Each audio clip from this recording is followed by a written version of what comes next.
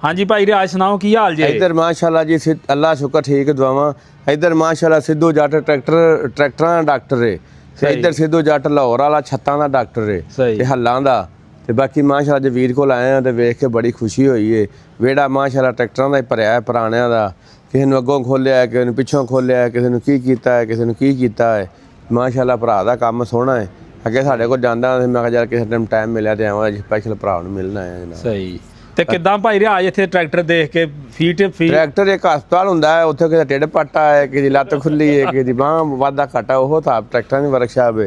ਕਿਸੇ ਦਾ ਪਿਛਲਾ ਹਿੱਸਾ ਖੁੱਲਾ ਹੈ, ਕਿਸੇ ਦਾ ਇੰਜਨ ਖੁੱਲਾ ਹੈ, ਕਿਸੇ ਦੀਆਂ ਤਾਰਾਂ ਖਰਾਬ ਨੇ, ਉਹ ਤਾਰਾਂ ਵਾਲਾ ਬੇਲੀ ਉਹ ਵੀ ਜੱਟ ਹੀ, ਇਹ ਵੀ ਸਾਰੇ ਜੱਟ ਇਕੱਠੇ ਹੋਏ। ਕਿੱਥੇ ਲਿਆਓ ਉਸ ਜੱਟ ਨੂੰ ਇੱਧਰ ਮੈਦਾਨ 'ਚ? ਉਹ ਜੱਟ ਲੁਕਦਾ ਪਿਆ ਪਰ ਮਾਰੇ ਨਾ ਕੈਮਰਾ, ਉਹ ਟਰੈਕਟਰ ਥੱਲੇ ਬੜਿਆ ਜੱਟਾ ਆ ਜਾ ਇੱਧਰ।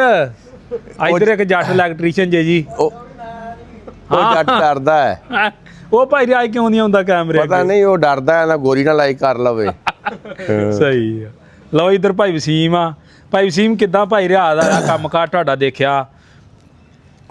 ਭਾਈ ਰਿਆਜ਼ ਕੋ ਅਸੀਂ ਵੀ ਇੱਕ ਦੋ ਦਫਾ ਗਏ ਸੀ ਤੇ ਸੁਣਿਆ ਹੈ ਸੀਗਾ, ਬਾਦਸ਼ਾਹ ਨਹੀਂ ਸੀ ਹੈਗਾ ਤੇ ਬਾਕੀ ਇੱਕ ਦੋ ਦਫਾ ਗਏ ਆ ਤੇ ਭਾਈ ਰਿਆਜ਼ ਉਹਨਾਂ ਨਾਲ ਮਿਲ ਕੇ ਗੁਫ਼ਤਗੂ ਕਰਕੇ ਕਿਉਂਕਿ ਹਰ ਬੰਦੇ ਦਾ ਇੱਕ ਨਾ ਜ਼ਿਹਨ ਹੁੰਦਾ ਵਾ, ਜਿਸ ਤਰ੍ਹਾਂ ਦਾ ਬੰਦਾ ਆਪ ਹੋਵੇ ਉਸ ਤਰ੍ਹਾਂ ਦਾ ਹੀ ਅਗਲੇ ਨੂੰ ਬੰਦਾ ਉਹ ਪਸੰਦ ਕਰਦਾ ਵਾ। ਤੇ ਇੱਕ ਦੋ ਦਫਾ ਗਏ ਆ, ਗੱਲਬਾਤ ਕੀਤੀ ਆ, ਬੜਾ ਅੱਛਾ ਲੱਗਾ।